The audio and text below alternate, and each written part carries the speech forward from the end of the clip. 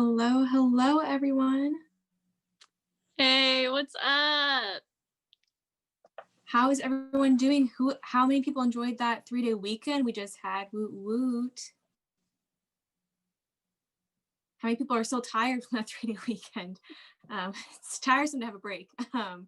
I definitely would have loved like a 7-day weekend or something. I don't know. But it's wonderful to see everyone's faces. Ooh, I love to see everyone's names. Ooh, we got some people in the chat. Oh yeah, Peter, nice to see you too. Wow, nice to meet you. But yeah, thank you all for coming. We hope you had a wonderful time and are excited for a wonderful Tuesday night. Ooh. Yeah, so Natalie, who are we? What is this name behind us? You know, what is this Christian fellowship? Just explain, give us a little bit of a spiel about who we are. Oh yeah. We are College Life, and our mission is to take college-age people from all spiritual starting points and help them become complete and equipped agents of King Jesus. Yes. Woot. Nice, nice.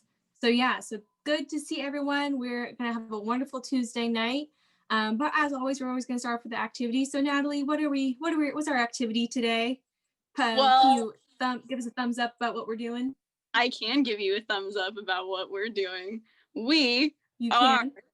guessing whose thumb it is. That's Woo, right. we all got dolled up too. If you're feeling nostalgic about who's that Pokemon, you're in luck, because we're going to figure out whose thumb is it in College Life. We're going to show you a picture of people's thumbs, and in the chat, you're going to guess who it is. And we will then show you the correct answer. So see if you recognize your friends. Yeah. This might break friendships. This might make friendships. Yeah. And y'all can bond over like a hitchhiker's thumb or maybe having a perfect thumb. But yeah, so feel free to put your guesses in the chat. My thumb was going to be our announcer for today. So we're going to go to our first thumb of College Life. Let's guess whose thumb this is. So behind Natalie, we got a thumb. So looky over there. Check out that thumb. Whose thumb do we think this is? Let's look at the guesses that we have so far. We got Braden. That's a Katie thumb, a me thumb. I don't know if that matches. I don't know if that's cheating. Kyle. So we got some guesses. Whose thumb is it? Let's check. I think it's Braden. Yeah, that could be a Braden thumb. Let's see. It's Katie. It's a Katie thumb. Katie. So we got someone guessed that. Michael, you win the answer of saying it was Katie. Good job. That's what you win. The glory of answering correctly. Matt also got it correct too. Matt, I think that's cheating, but good job, girlfriend's thumb. Yeah, already a rigged game. Cool. We can move on. All right, round 2. Whose thumb is this? Who is it? They definitely broke part of their thumbnail, I see. It's a little short. Yeah. Oh, a lot of people think it's Peter. This came from we got some maths. Came from an intense thumb wrestle. I've seen better thumbs. Oof, that's an insult. Ooh. That poor thumb is crying. Wow. It's bad. A couple people think it's Tim. Let's see whose thumb it is. It's Matt. So a couple people got Matt's thumb. Good job, guys. Wow. Did anyone guess Matt? Oh, we got Adam guess Matt. Oh, Maddie did. Okay, we got some people they know. Nice. They have an eye for that, I guess. Secret talent. Put this on your resumes. Guess people's thumbs. We can probably go on to the next thumb that we got over here. All right, so this is another thumb. So let's put your guesses to see whose it is. We got the typical emoji thumb structure. We got a Zach Turry, also known as Zach Turkey. So that could be a turkey thumb. We'll see. It'll look like this. That's a turkey thumb. That's Omar's freaking hand. Okay, sorry for my language. That's my French coming out. So got some guesses over here. Turkey, Omar. Got some consistency. So Omar and Zach, and there's a Nick in there. So let's see whose is this thumb? Who is its owner? Who owns this thumb? It's X. It's X. To clear any confusion, it's not Nathan's thumb. He's in that photo just because we miss Nathan. We want to see him, but it is definitely X's thumb. So some good guesses, but they were all incorrect. So maybe they weren't good guesses. They're actually pretty bad guesses. So just try better next time. We can probably go on to the next thumb over here. All right, round 4. Whose thumb is this? Let's see if we can get some better guesses in here. Someone thinks it's Ethan's. Omar. We got Julie. That's not my thumb. That would be cheating because you can see it right here. Yeah, let's compare. Yeah, let's see. Does the thumb have washi tape and a ring on it? I don't know. It does not. All right, let's see whose thumb it is. We got some Julies in there. Are people right? No, it's Allison's thumb. Woo! Good thumb, Allison. Raised it well. Yeah, very, very straight. Just looks great. Good training. All right, we can go on. All right, so this is the next thumb we got over here. Good thumb, pretty straight. This could be like a hand model over here. I have no idea. This is a pretty good thumb. So let's look. Let's guess it. And just a quick side note, folks who are throwing shade at people's thumb, just keep an eye on you, specifically Peter. Be careful what your comments, they can hurt. Their thumb insecurity is probably one of the top insecurities. Just watch your tone in that chat, please. Yeah, we can't know what our thumbs look like. Yeah, that's just a warning. It's a warning. So let's see. Let's go back to what the guesses are. This person is missing a nail. Nope, it's there. Just let you know. Okay, I serious now, Julie. Okay, so Nick, if you get this wrong, it means you do not know who Julie is. Okay, so you gotta make sure this is a good guess. Brad Pitt, yeah, he just reached out to us. Want to give his thumb. Cool, could be him. I think we are ready to reveal who's the owner of this thumb. Who owns this thumb? It's a Chris. I'm gonna try to move out of the way. But yeah, this is Chris's thumb, and he's hiding his thumbs in this photo. No need. Beautiful thumbs. People think that's the freaking modeled marble statue with them. So we should, reach out to Chris and tell him that, he needs some confidence in his thumbs. Take some photos, maybe going like this. I don't know. But good guesses / bad guesses because no one guessed Chris. So, just maybe do better for the next round. But yes, top tier thumbs. S tier thumbs, as I know they're called. All right, so we couldn't get a picture of this very elusive and beautiful thumb, but this is the most perfect and straight thumb ever to be bestowed on a human being. And if you are in some specific growth groups, you might know what's up and whose thumb it is. And who's qualified to get that title? The sophomore growth group chat consistently judges them, so I think we have a good license to bear that title.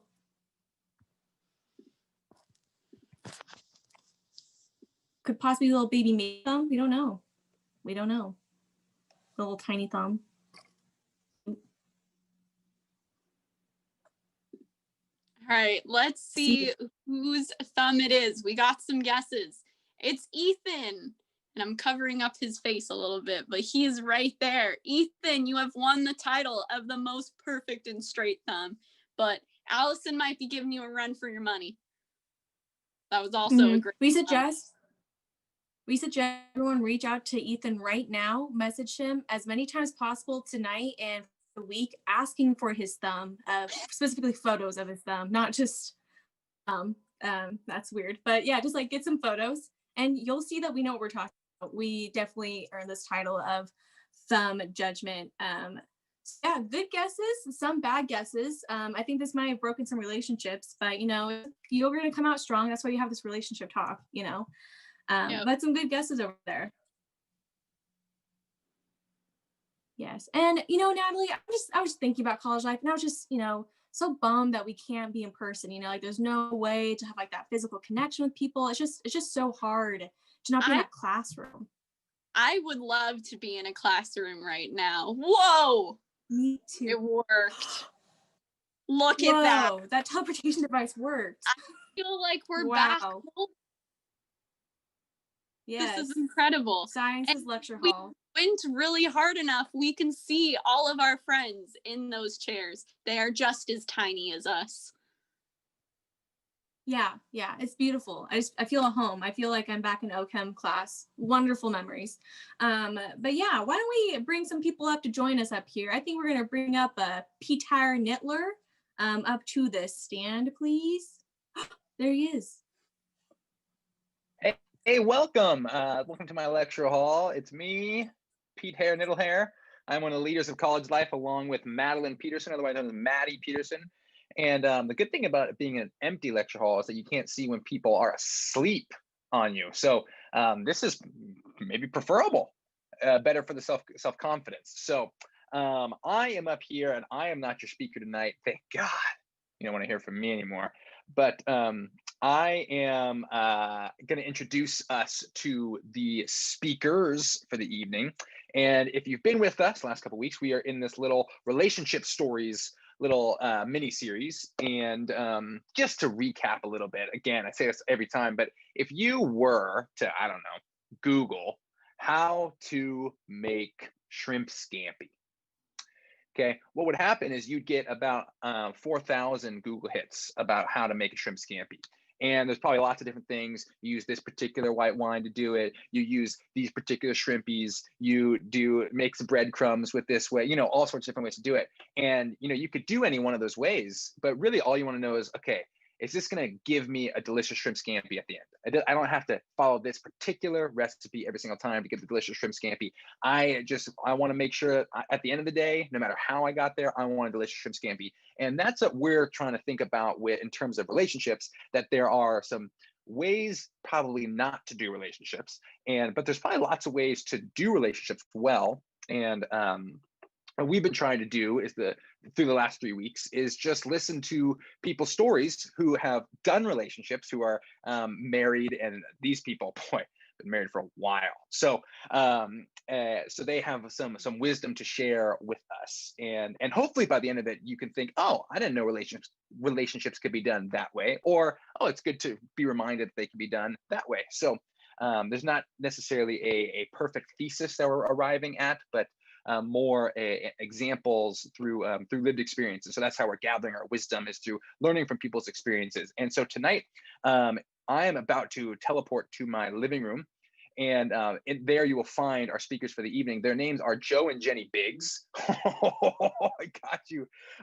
Names are Joe and Jenny Biggs, and you are going to love them. You're going to wish that they ran college life instead of Maddie and me.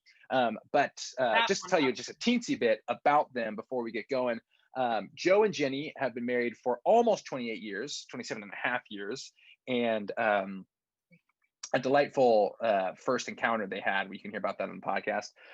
It was in second grade. They first saw each other in second grade, supposedly. And anyway, so Joe and Jenny, I've actually worked with both of them at FBC. Joe, when I started, was youth pastor at FBC, and then when he went off to go be a history teacher, then Jenny took over for a bit, and so she was also the leader of Lighthouse, the FBC youth group. And so I've gotten to know Joe and Jenny both as coworkers and as friends, and they are a delightful addition to my life. And they are people, just in terms of why are they here talking about relationships. I had the sense that they've thought about their own relationship, their own story, and relationships in general. And they are a couple. I've said this about, I think, everyone that we've had, and so maybe I'm just drawn to this characteristic, but they're a couple that seems to really love each other and like each other. They are people who, it seems to me, really celebrate and allow each other to be different, and celebrate the other's differences, both in, or I should imagine, in private, but also in public, publicly. So I've just always had the sense that they really like being together, and they really like each other. And that's something, for people who may get married one day, that's something I'm hoping for you all. And so welcome, Joe and Jenny Biggs. We can give you a round of applause. Welcome to my living room. Thank you. How does it feel? Nice. before we get going, how does it feel to be sort of like the old couple that we've asked to do this? It means we know the most and we're the coolest because we've had the most time to be together. So, I mean, it feels great to me. And I just turned That's 50. true. I just turned 50, and AARP is starting to send me stuff. So I guess that's what happens. They're coming for you. Yeah. Hey, I'm not Yeah. in my 50s yet, so Peter, I feel really honored to be in your living room, but it's really brown. it's kind of like What are you trying to say? sunsetty. Yeah. I think maybe, yeah. Yeah. But yeah, thanks. Are you It's very tending to that toasty, though. fire also? Yeah, you're right in front of the fire, Joe. So good thing you don't have hair to get singed. That's right. But the people, they don't want to really hear from me. So would you mind just giving just the sparkiest of spark notes of how you got together? How you, maybe even just a little bit of how you met, how you ended up together, how you ended up dating. Is there any way you can just fill us in? Yes. I can guarantee you, though, she's not going to tell you the best part of the story, but she'll tell you what you need to know. I don't know We'll what compare that stories. is. Allegedly, we met in second grade, and I was the new girl from Chicago moving to California, and I was in his class. And allegedly, my friend from New Jersey, who had also just moved, and me and Joe and his friend played a game together. So we first met in second grade, and he likes to tell people that he already knew that I was the one. To which I say, why did you date those other people? I think that's weird, but that's okay. Throw you off as sin. Yeah. Yeah. So really, after that, we went to school all together through elementary school and junior high, but I don't really remember that, nor does he. But then senior year, I was playing it cool. yeah, Flying under the radar. even his own. So in our senior year of high school, we became best friends after hanging out at our youth group together and at school together, and we went to homecoming together. And you That's can the hear one. more on the podcast. But I'm not going to tell that part. I was a real brat homecoming night, and I left the dance because I got in a fight with one of our other friends, and I walked home. And so he was looking all over for me because I was his date to give me a ride home or be like, where is she? And I had just left, and I didn't tell him. And I did look for him for like 30 seconds before I left. So I'm just saying, I spent half a minute and then left. What am I supposed to do? Anyway, he was a little upset about that, but then I was crying, and so he sat on the curb and talked to me.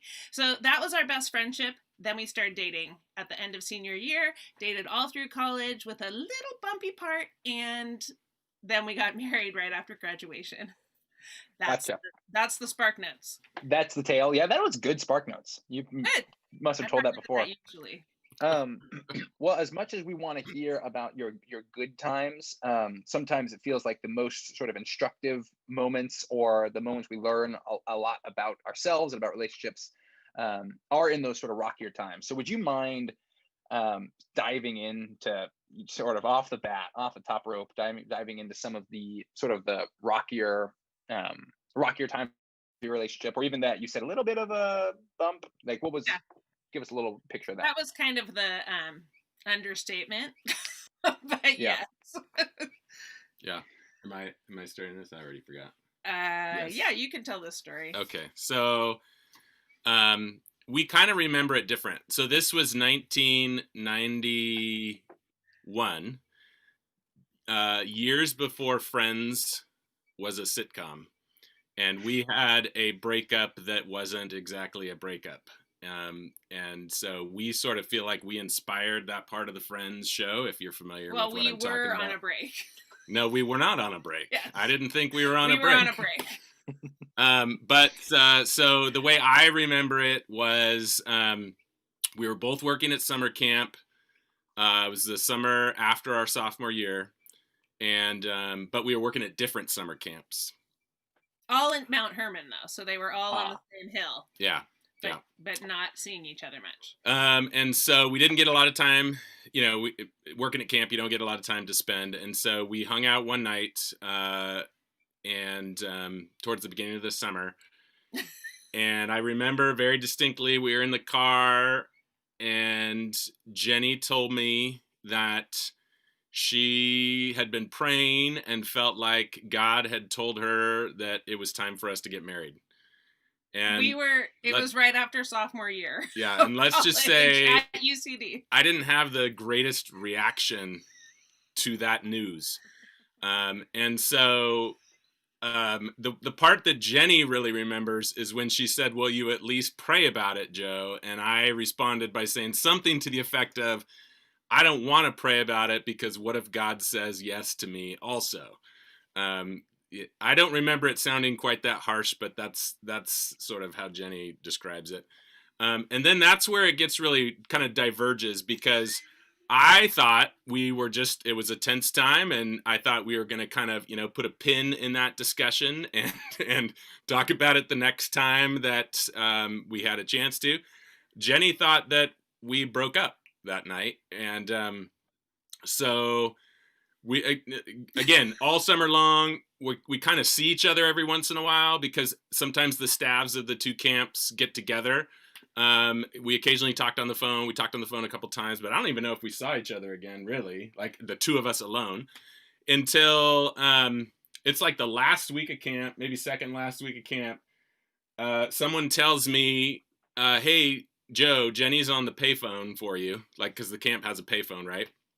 And so it's bedtime. I'm supposed to be with my campers in bed, and Jenny is on the other line, and she says, "Hey, I just kind of wanted to tell you that there's this guy at camp, and he told me that he likes me, and I kind of like him maybe, and I have no idea where we're at because you don't, I wanted to get married and you didn't want to, and so what's up?" And so this hit me like a ton of bricks, because I didn't know that we were on a break. I did not think that we were on a break, and apparently Jenny thought differently. So anyway, I don't know if you want to fill any of the details on that, but give us details. I mean, I think we were on a break, but yes, I was like, oh my gosh, he doesn't even want to pray about this. I don't want to be married to someone who's not willing to pray about something that I think is a big deal. And it felt a little, he's never been like I'm the man, you're the woman, I do this, you do that, ever. But it felt a little bit like that to me, like, well, you think it's a good idea, but I don't want to marry you right now. He didn't even say ever. I think I was pretty clear, actually, that I did think it would be cool to get married, but at an appropriate time. Right? Yeah, because I was a little dramatic. After sophomore year did not feel appropriate to me. Right. I don't think her father would have thought it was very appropriate either. Oh. In any case, I was dramatic. It's probably my fault in many ways. But I stand by the fact that if I'm with someone and I think God is telling me something, which happens, it even now happens more that I hear something from God like viscerally and very clearly, and Joe has a harder time hearing in that fashion. So I did definitely want someone who would listen to my spiritual promptings and pray about it, but I do think a little bit I was just like, he doesn't want to marry me, I'm wasting my life, what am I doing, that kind of thing. So that's how it went. It was a very hard time, and it brought to our relationship like a ton of changing our communication, because like I never talked again to find out what he meant by that. I was just like, oh, I don't want a guy like that if he's going to do that, but I really love him, all this stuff. It was, plus I'm super dramatic, like, still not as and bad. Joe is what? What? And Joe is what? How would you describe him on the drama scale? Steady. Not dramatic. He is slow and steady wins the race. Like when I get really excited about something, Joe's like, yeah, that's cool. And I'm like, no, did you hear what I said? And he's like, yeah, super cool. Nothing. No jumping, no yelling. So we're different. Yeah. But it works. Yeah. So I feel like when ultimately in that fight kind of problem, bumpy time, we were on a break, which we were. We like to joke about this a lot because it's so that show. Okay, but ultimately, I just decided, like, okay, we're like, he's here and I'm here. So is that going to be okay with me? Like, do we need to come to the middle like this, like closer? Do I need, am I okay if we're not on the same page? And I ultimately was like, through God, totally, God gave me a piece like, if Joe's down here and you're up here, do you even want to get married right now? Because you don't want him to marry you just because it's like an ultimatum or something. You want to actually both want to be married. And I remember right after we did get married, and I waited for it was another 3 years before we got married. We would be closer to the same page sometimes and then farther away. And so I don't know, it's weird because you're dating and you love each other, but then you're like being okay to agree to disagree, Mm-hmm. And so then once we got married, I'm like, oh, thank God, this is over. Like, we're married now, so we don't have to fight about he's here and I'm here. Until like a year later, I wanted to have kids. He wasn't ready. So then there we are again. And come to find out, that happens all the time in relationships where one person's here, the other person's here. In friendships, especially in dating relationships or in marriage too. And so I'm really kind of glad that we figured that out early on, that we've got to figure out a way to be still connected and unified as a couple, even though we're not on the same page with when to have kids, with if we should have more than 2 kids, with you should be a teacher and I should do this and we need to agree or we should move or not. Like, all the time you're on different pages. So it really did kind of set the stage for what would keep happening for years. So yeah, and it happened from my perspective. Something similar happened when I got a call. I'd been doing youth ministry as a volunteer and a staff person with Zachary Morris's dad, actually, at FBC. But I got a call from one of the pastors at FBC saying, hey, Scott Weeking is going to step down as the youth pastor. Are you interested in taking that job on? And that was as close to a dream job as I'd ever thought of before, because I'd kind of thought I wanted to do youth ministry, but didn't want to leave Davis and FBC. So, and Scott was like a youth pastor institution at FBC. So I said, hey, I'll pray about it. I'll talk to Jenny. Well, I talked to Jenny about it, and Jenny was not very warm to the idea. Interesting. She wasn't excited about living the pastor life of, what that would mean for our family. Yeah, I didn't want our kids to be like pastors' kids and they have to act a certain way or else they're not Christians and, all this stuff. I was not about that. So, we talked quite a bit about it back and forth, and ultimately, similar to what Jenny was sharing about other stuff, I felt like even though I'm ready, and if it were just me involved, I'm ready to take the job, I'm going to turn the job down. And so I did. And it felt as much like, this was my train coming in, and I waved goodbye to it, and the train left, and I was like, that's probably never going to happen again. But 4 years later, they called me again, and the youth pastor at that time was leaving, and they said, Joe, we know, that you're still involved with young people and still doing ministry in different ways, and so what do you think? And I talked to Jenny about it, and all of a sudden Jenny was ready. Like, it's not like I would talked me into it. Yeah, it's not like I had to talk her into it. It's just, at that point, that's what she wanted to. And so I feel like sometimes, like Jenny was saying, we're not in the same place, and how you deal with that, I think says a lot about, the overall relational health that you have, in this case in dating or marriage, but it could be with anybody that you're, really close with, and, having some conflict. Oh my gosh, wait, this is not planned. Do you know how I told you guys about how I wanted to get married? And I mean, what was I, like 19, or I was young. Like, I mean, we got married young as it was, but I don't know. We had barely moved out of our parents' houses and into the dorms. But, so So this whole thing about me wanting to get married stayed for the whole rest of our relationship. And I just tried to be like, look, I don't need to bring it up every day and try and gauge where he's at. Like I just kept praying when I would get all clingy and like, oh my gosh, are you going to marry me? And I would just be like, God, help me to like know if it's my time to walk away or if it's my time to just trust you. So I got senior year, okay? I got like so right with God about it, and I was just so excited. So I went right over to his house, and we're sitting in his living room, and there's even like a fire, I think, going. He was living with Jim Weeking at the time. Like right back there. Oh yeah, see, I don't see that.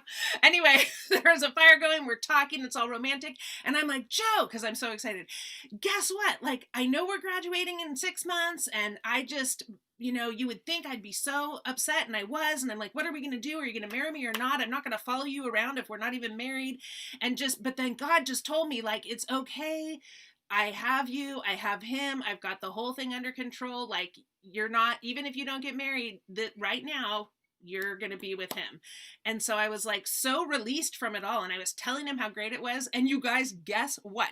The whole time he's sitting there listening to me, he had already bought a ring and it was in his closet, like 10 feet away. And I was like, oh my gosh, that's crazy. So crazy to me. Anyway, just another way where it might not be on the same page, but if God has a word for you to do whatever it is, to stay in the relationship or to walk away because that's what God has for you, then listen for God, because look, there was a ring, and then we got married. True story. That's awesome. It felt better too. It felt like he did this on his own. I hadn't been pestering him anymore. I hadn't been bugging him. And so when he proposed, it wasn't like, oh, I talked him into it. I finally pushed him far enough that he was willing to do it, but he doesn't really want to. I knew that he wanted to. So Yeah. it was cool. Sorry, I had to throw that in because That's great. No, that's good content right there. That story was for free. Yeah. It's interesting. You guys are putting your finger on something that I feel like has come up a lot in our conversations is like the uncertainty of this whole thing. Like maybe outside looking in for some outside looking into certain relationships, it's like, oh, it just always seems so certain, or it was always so clear, or it always seemed kind of easy. And what you're describing, like this like gap that you're talking about, can be, I imagine, like in the moment, very uncomfortable. Like, what does it mean that this person that I want to marry doesn't want to marry me? Does that mean we should just break up right now? Or, a flip side, this idea of like, hey, if I'm not as ready as her, does that mean I don't love her? Does that mean all sorts of different things? Right. You can come to the sort of extreme scenarios at any point. And so your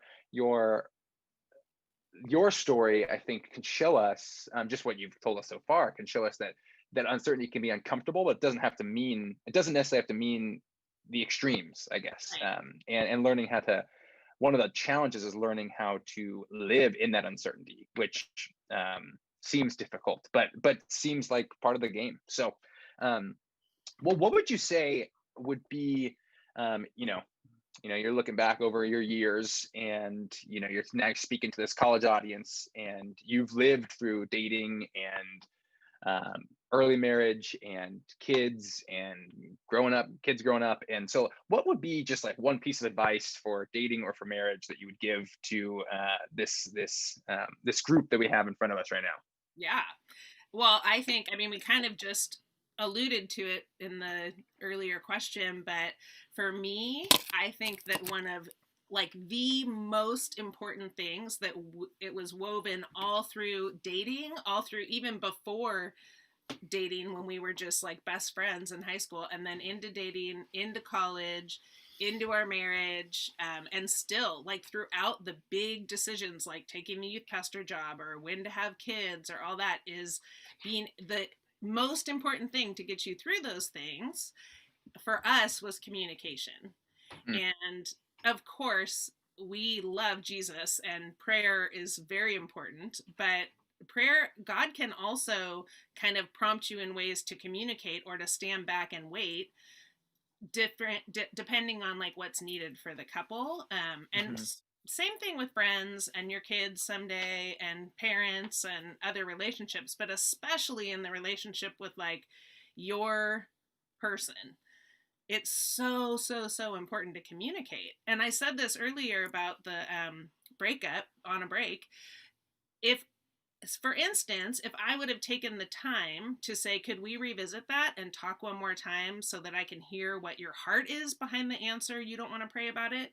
Because now I know that it wasn't like, I'm not going to talk to God about this. He would have, but he just was kind of jokingly like, I don't want to get married right now, so I don't want God to tell me that because I don't want to be married in college, you know?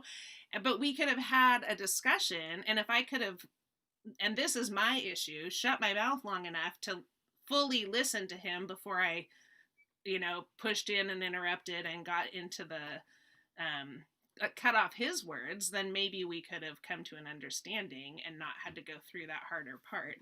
Yeah. And so I honestly think like the way you handle conflict and the communication that you have with someone, and those two often go hand in hand, are crucial to any romantic or long-term relationship, you know? And I agree. I think that's true also for friendships, good friendships, roommates, family, whatever, but you know, you can use it for all of that.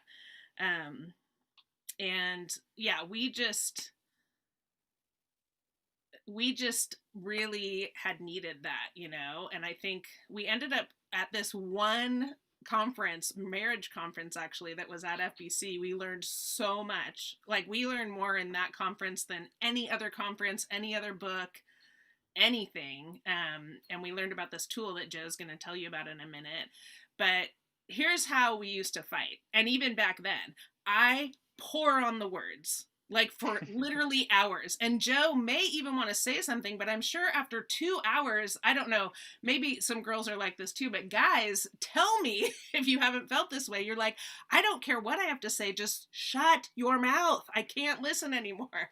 And so I would talk way too long and way too much to Joe, dating or married.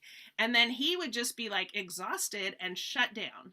And so we kind of learned like, this isn't working.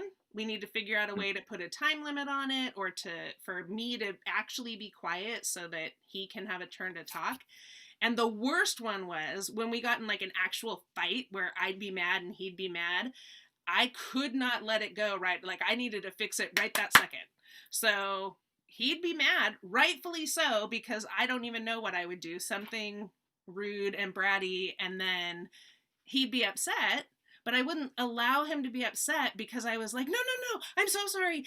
I'll take it back. Whatever. What can we do? I'm so sorry. What do you want to do? Do you want to go to the movies?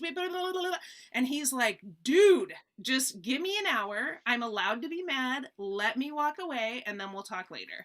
You know? And so we kind of learned about each other's styles of conflict and then actually dug in to that together. And that helped so much because we just kind of met in the middle, and Joe will tell you a little bit about how we did that, but I promise you guys, communication is huge, like bigger than anything in your relationship, I think. And Scott Weeking actually did our premarital counseling and did our wedding, and he went through a book about communication with us at the beginning, and I remember it was called A Key to Your Marriage or something like that, and I'm like, okay, like, what? And now I'm like, oh no. That's legit. That's for real. Yeah. But do you want to tell them about the thing? Well, sure. But real quick, just on the conflict stuff, at that marriage, one of the things that was presented to us was this idea that everybody sort of has this default way that they handle conflict, interpersonal conflict, and you're always just kind of trying to get back to that safe place for yourself. And for me, I'm often a withdrawer. You know, I just want to withdraw from conflict. Jenny is a compromiser. You know, she wants to work something out. And so what I learned to do then to adapt to her wanting to work it out and me wanting to withdraw is I would just acquiesce. Like if I just acquiesce and give in, then it's a compromise. She's happy. I appear to be happy. In reality, no one's happy because we haven't really worked anything out, but that's the rut. That's the kind of ruts that we were in after 9 years of marriage. And it was easy. It got us through. And so one of the things at this marriage conference that was introduced to us was, hey, you're going to get in these relational ruts. What are you going to do to jumpstart yourselves out of those ruts to give yourselves some perspective about what's going on that you're not a fan of? So we want to introduce to you guys real quick a tool. It's actually very simple, but I think pretty powerful. The speaker at the marriage conference told us, he said, to do this tool, you have to set aside 4 nights. And that alone is hard because, who can find 4 nights to do this? But what we're suggesting, if you wanted to try this out with someone, is that you find 4 half-an-hour blocks. And probably it would be better if they could be 4 different days. If you did them on the same day, you would at least need there to be a good chunk of time in between the half-an hours, because the time in between is really important. But what you basically do is you decide who's going to go first. And on day 1, or talk 1, hangout 1, for a half an hour, let's say, one person just gets to share one thing that they think is really going well in the relationship and one thing that they're really struggling with. And you have a half an hour to share that. And all the other person can do is listen. They can't respond. They can ask clarifying questions. So like if I went first on Hangout 1 and I said something that Jenny didn't quite understand, then she's allowed to ask me a question to clarify. But she can't respond in any other way, no matter what she's feeling. If she's feeling hurt, if she's feeling even attacked, if she's feeling like very contrite because maybe she wants to apologize for something, she can't. And then we leave. Now we were married, so we didn't leave, but we ended the conversation. And then it's important to have that gap. And I would say ideal if you can just wait till the next night. And then on Hangout 2, another half an hour. All that happens is if I went first on Hangout 1, Hangout number 2, Jenny just gets to respond to what I brought up. And now she's had a day to think about it, right? So she's not going to so much be responding in the heat of the emotion, whatever emotion she might have been feeling on Hangout 1. And if she wants to tell me how that felt when I shared those things, good and bad. If she wants to apologize for something, she can. If she wants to kind of tell things from her perspective, why she thinks something is a certain way, she can, right? But that's her chance to respond to what I brought up. And she gets a half an hour, and then that's it. And maybe on that night 2, Hangout 2, maybe you have 10 or 15 minutes afterward where you can just kind of come together and, wrap up anything that came up. But that's, that then one person has had a chance to really be heard and the other person has a chance to really respond after having some space to think about it. And then night 3 and 4, you just switch. So night 3, now Jenny gets a half an hour to, State of the Union. State of the Union, right? Tell me one good thing that's going on in the relationship and one thing that she's struggling with. And same thing, I have to just, in Hangout number 3, I have to just sit there and listen, not respond with anything except for clarifying questions if I have them. Maybe take notes, right? If you're a note taker and you're afraid that you're not going to remember something that the other person said, maybe you actually write some things down that they said so that you can mull them over. And then on Hangout number 4, I respond, right? I respond back to what she brought up.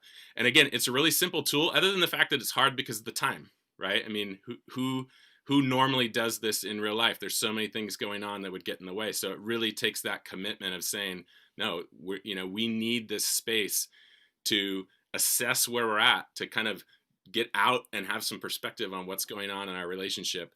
And for us, you guys, it was a game changer. I mean, we discovered so many ruts that we were in that we didn't need to be in, right? That just knowing kind of what was going on in the other person was so eye-opening for helping us move forward.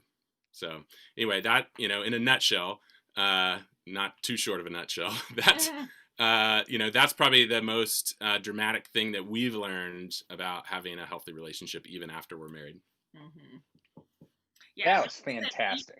Even though we don't do the 4 nights now, we really learn to like suck the fire and kind of anger and big emotions out of suck the drama out of the talks that we have by really learning how to take turns, So now even if we have one big fight, we can have it without as much poison in there. Yeah. So, and I wish Yeah. we would have had that when we were dating, because we had lots of arguments that were just trying to convince the other instead of listening. So I think, yeah, I think the whole communication thing, oh, so important. I love that you told us that communication is important, and then you gave us a tool for how to do it well. Because sometimes it can be you just tell us that it's important, and it's like, okay, so go ahead and do it well. And Yeah. to get a tool is a major gift. So thank you for that. And Thank Jeff Mazzarello. oh wow, Jeff Mazzarello, Oh, he's a yeah. hero of mine. Yeah. Right? Hey, and just so everyone knows, I think you all should listen to the Joe and Jenny podcast. It is, oh, it's great, and it's just so you know what it's on. Somehow we ended up talking basically the whole time about physical boundaries, about sex, about the physical part of relationships and dating, and then marriage. And it was a great conversation. And so I'm glad we talked about it, Got a because we lot hadn't to really, say about that. yeah, we hadn't brought it up yet in this little series. And so I'm glad Sex is good. makes me feel like it made it more At the right robust. And so thank you, Joe and Jenny. Thank you for opening your story. Thank you for giving us something to chew on. And if it's okay with you, I'd love to transition us to just a little responsive activity based on what you've said. And so if we were in a room, we would give you a big round of applause. So maybe people in the chat can tell you thank you and how much they appreciated you. But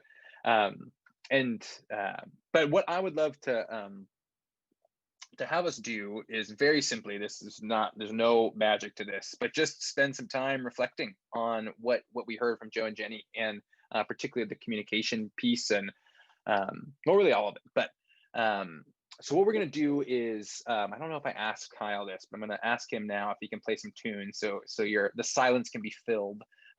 He might play some guitar, and then you can have the next couple minutes just to spend some time reflecting and thinking on this idea of communication. And so what we're going to do for the next couple minutes is just put this slide up here, and encourage you to just kind of work your way through it, and would encourage you to grab a journal or a piece of paper or Word document if you're sitting there alone and like to type better for processing. But just to spend some time with these thoughts. Joe and Jenny have prepared a few questions, which you can see on the right hand side there to help you in that processing. But if you just have some things that you want to wrestle through or work through, even without the questions from what they've said or what you've heard at all from this series, now is a great time to do it. And if you I know it's vulnerable and there's no reason that you have to do it, but if you come across some golden nugget in your processing and want to put it in the chat, it could be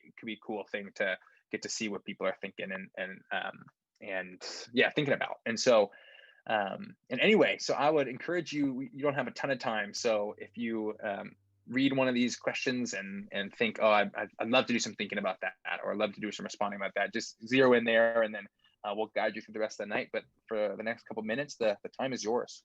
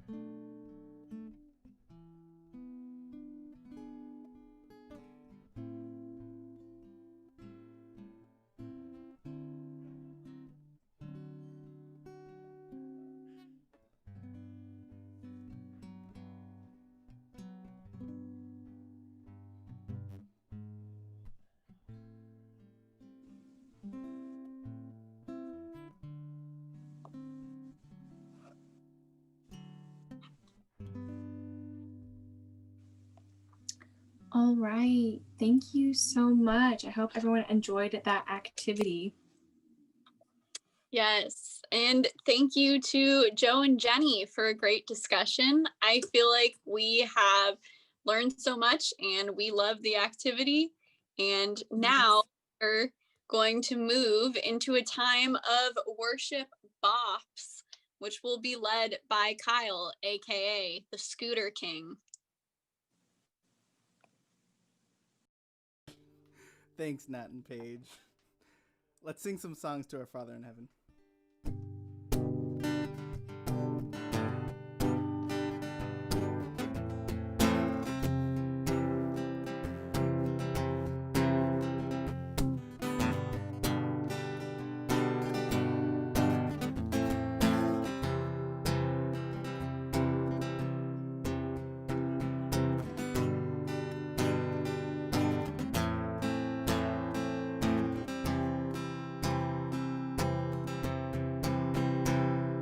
He's coming on the clouds.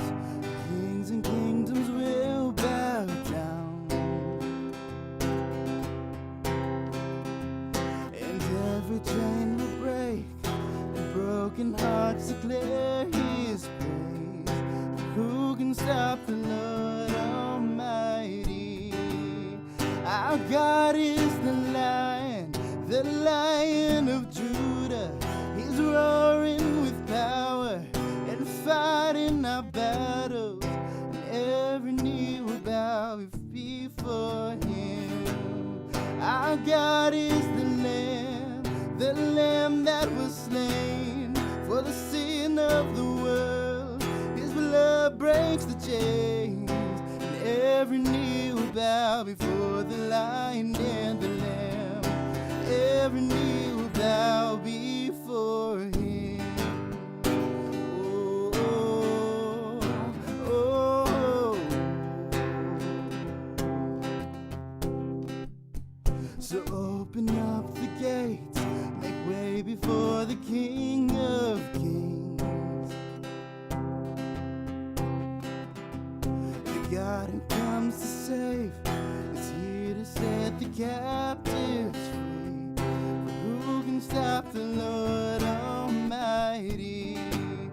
Our God is the Lion of Judah. He's roaring with power and fighting our battles. Every knee will bow before him. Our God is the Lamb that was slain for the sins of the world. His blood breaks the chains, and every knee will bow before the Lion and the Lamb. Every knee will bow before him.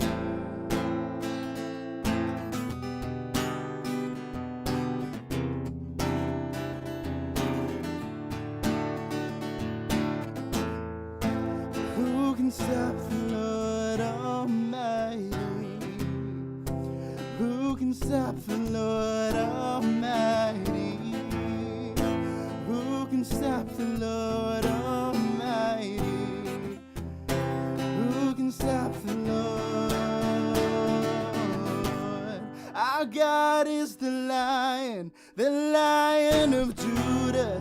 He's roaring with power and fighting our battles, and every knee will bow before him. Our God is the Lamb that was slain for the sins of the world. His blood breaks the chains, and every knee will bow before the Lion and the Lamb. Every knee will bow before him. Oh, oh, oh.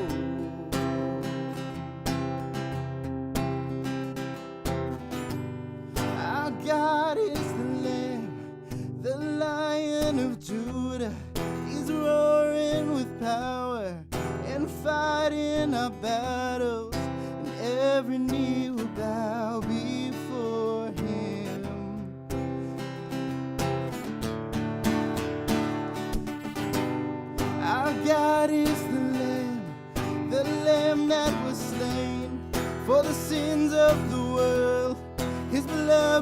the chains, and every knee will bow before the Lion and the Lamb.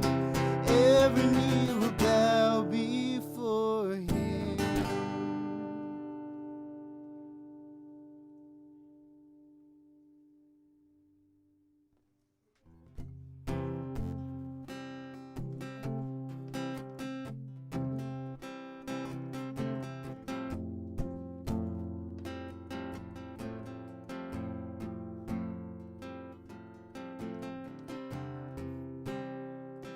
God is my shepherd, I won't be wanting, I won't be wanting. He makes me rest in fields of green with quiet streams.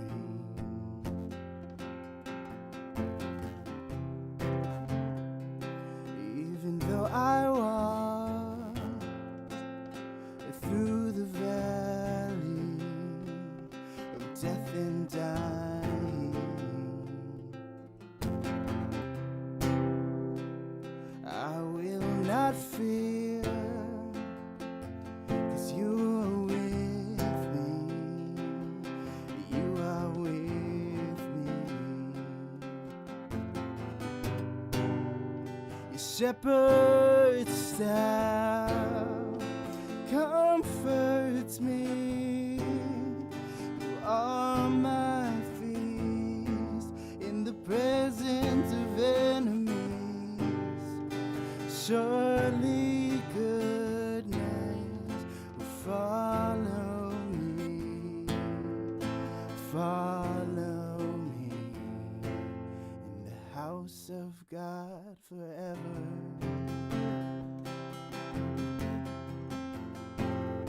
Let's do that again. God is my shepherd, I won't be wanting, I won't be wanting. He makes me rest in fields of green with quiet streams.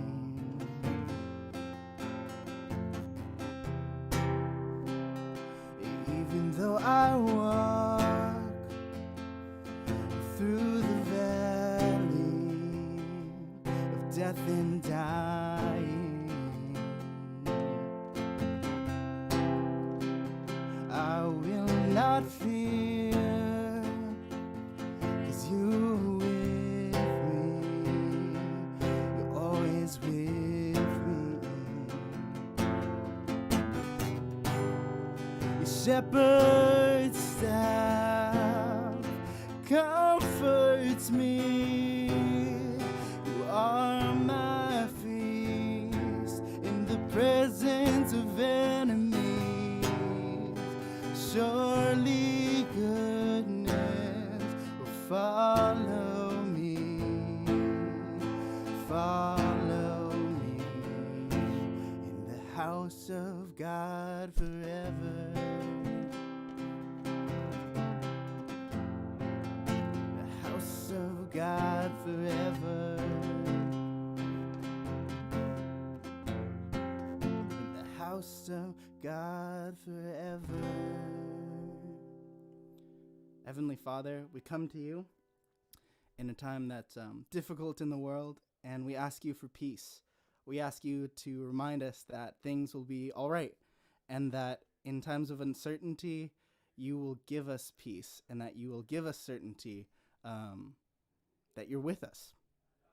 So thank you for that. In your Son's name we pray. Amen. All right. Thank you for those awesome bops. I repeat, bops from Kyle Jung, Scooter King. It's official title now. Change your driver's license name, Scooter King. We're gonna go and have our first announcement from Peter Nitar. He's gonna have an announcement about our next speaker. Woot woot. I'm back. It's me, Peter, and I'm going to tell you about what's going on for most of the rest of the quarter. And so, if we travel all the way back in time to fall quarter, we were doing epistles, right? We were going through the individual epistles, and this quarter, after this little 3-week relationship series, our plan is to dive into different themes in the epistles. And so they're not just useful to look at as individual letters, but they're also useful to look at as, as the what's the word I'm looking for? Like the total array of letters. They have similar themes. They have things that come up often, and we kind of want to pay attention to those things. And hopefully, in doing that, we can get a deeper sense of what the early church was like and things for us to know now. And so our first week is going to be Rick Morris is going to be teaching for us. And just want you to know this, to be excited about it. Rick is a brilliant guy, and one of my favorite people to talk to. It says right here, he's a frequent haver of wild conversations.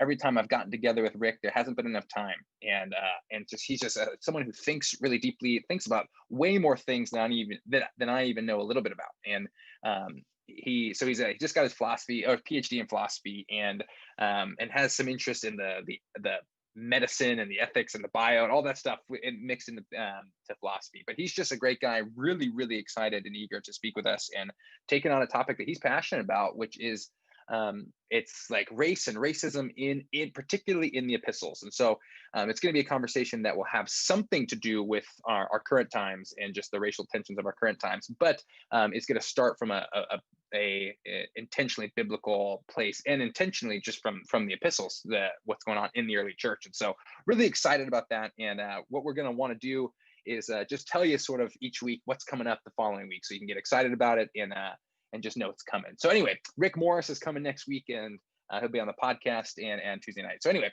get ready for Rick Morris, and we'll see you then. Thank you, Pete. So excited. Mostly excited about that circle. Hopefully that can come back in future announcements. That was a big, big hype. We're going to get started on our weekly rhythm, our announcements for the week. So get ready. The first thing we have up here, we got church at FBC. So if you are able to and comfortable, you should definitely hit that RSVP on that Google link that they have on their website, and definitely come, and you'll see some fellow college lifers. You'll see some people at FBC. It's gonna be a great time. And then in the evening, the lunch time, is the study room. So if you want to get caught up on that week studying, you want to be like a great student, then I definitely recommend going to study room. I see a study that actually, like, people who go to study room get like 500% increase in their GPA. So go to study room. That's a true fact. I've seen the on it, and it is confirmed. On Monday, we have junior senior growth group at 7 p.m. We have had such a great turnout lately, and I would love for that to continue. So if you're a junior or senior, hop on over. Yes, and Tuesday night, also known as today night, because it's Tuesday, we have Tuesday night at 8 p.m. So y'all made it, so you know when it is. So keep doing it. Keep coming. That's it. And Wednesday, we have Zoom and Consume, which is tomorrow at 11:30 a.m.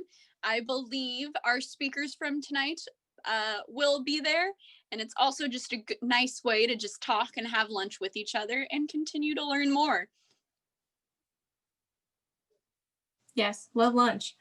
And Thursday, we have Prayers Hour. That's where we go and pray. And so definitely recommend, I'm not sure if anyone knows about this app that we have. So we have an app. So you want to put your prayer requests on the app that we have, in case you don't know there's an app. We put the prayer requests in that app, and you pray over at 8 a.m. And then we have the sophomore growth group, and we got the freshman growth group. Got awesome growth groups all at 8 p.m. So it's going to be great. Thursday is a great day. Thank you, Paige. I had absolutely no idea there was an app. That blew my mind. Friday night is night, and that is at 7:30. Among Us is normally the popular choice. So if you would like to kick someone off, and I was going to say airplane, but I think it's a spaceship, then that is the night for you. Yes. And then this Saturday, big news. It's Zumba night. So we're gonna be on the Zoom and Zumba it up in the nighttime. So that is this Saturday at 7 p.m. Hit that collegelifedavis.com/Zumba night. Someone's gonna put in the chat, I'm sure. And thank you to whoever does that. But hit that link and it's gonna be so exciting and so fun. So definitely go. And next up, me and Paige have a little compliment roast going on. So Paige, who are we going to shower with love first today? The first person we're going to compliment roast is Sarah Lewis. You know her, you love her. So we're going to shower her with compliment roast. Yeah, so let me just like think of something right here. Okay, Sarah, it's the amazing ballerina skills and the snow sports skill for me. Whoa, I can't believe you just said that. Oh, and Sarah, it's the being a kind and amazing person for me. Oh, take that. You take just that, went Sarah. There. Oh, and it's the wonderful delivery of humor for me, comedian goddess. That is amazing. You know who I have? Have you heard of a little something called Julie Daisy King? Julie. Let me tell you about this ray of sunshine. Tell me. Beautiful creativity and artwork for me. No, you did not. You did. Yes, oh my God. Organization and leadership for me. Ooh, she went there. And what else? What else? Being a wise and amazing book club buddy for me. Ooh. She just got you, Julie. You've been compliment roasted. Oh. Wow. This has been so intense. Take a break. Take a breather. Yeah. You've been complimented roasted. Got him. All right, y'all. Well, hope you had a wonderful time with that. We're going to close off tonight. If we go back to that slide, you're going to see our closing meme for tonight. Yep, meme of the day. Oh, I'm going to move my head. Which way? I'm going to move it that way. Nope. We're going to go up here. Yeah, so if you don't get this meme, that's because you weren't at Murder Mystery, which is kind of weird because it was super fun and amazing time. So if you want to get the... I know, the audacity. So if you want to understand some of these memes, have a great time, you should go to the Zumba on Saturday, not Sunday, on Saturday. It's gonna be a great time. So hope you enjoy this meme. Hope you enjoy Tuesday night.